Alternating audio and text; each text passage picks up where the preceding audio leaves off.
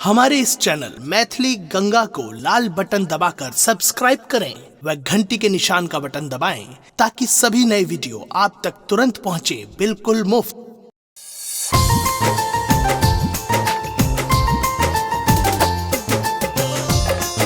अपने सुन रहल छी गंगा कैसेट की प्रस्तुति।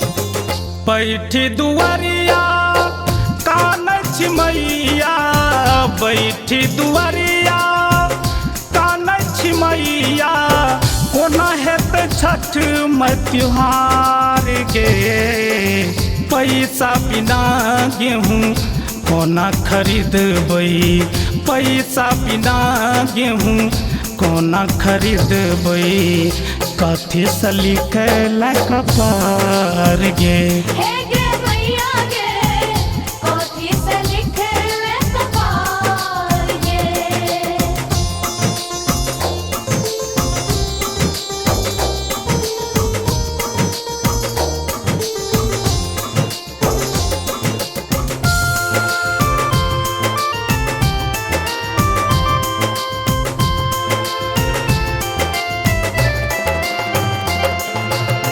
पैसा बिनु हाथ खाली कुछ न फुराइया, कोना के करबै पाबनि कुछ न सुझाइया।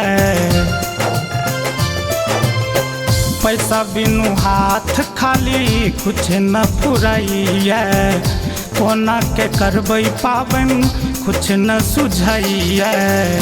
केहन करम लिख दलही गे मैया, केहन करम लिख दलही गे मैया, सुझै छन कोनो जोगार गे।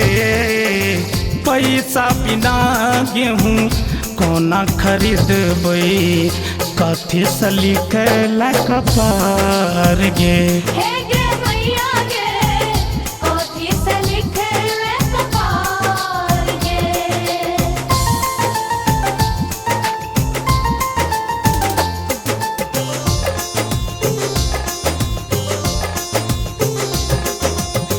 बीतलै दशहरा दिवाली एलै भरदुतिया, 3 दिन बचल माँ किनलौं न गिफ्टिया।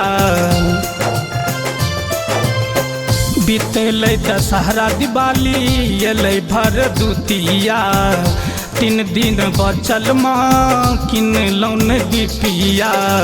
असरा के दियरा बुझल जाइया, असरा के दियरा बुझल जाइया, सोची सोची होइया अन्हार गे। पैसा बिना गेहूँ कोना खरीदबै, कथी से लिखल कपार गे।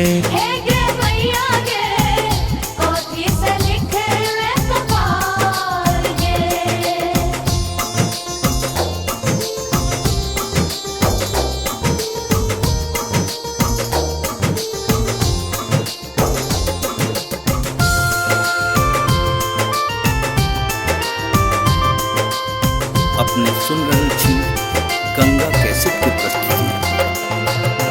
राजेश राइटर के दुख सहलो न जाइया, देखी देखी नैना से देह सिहराइया। राजेश राइटर के दुख सहलो न जाइया, देखी देखी नैना से देह सिहराइया। कहे छो बिमल मैया फेर ही नजरिया, कहे छो बिमल मैया फेर ही नजरिया, गरीबक सुने ही पुकार गे। पैसा बिना गेहूँ कोना खरीदबै, कथी से लिखल कपार गे।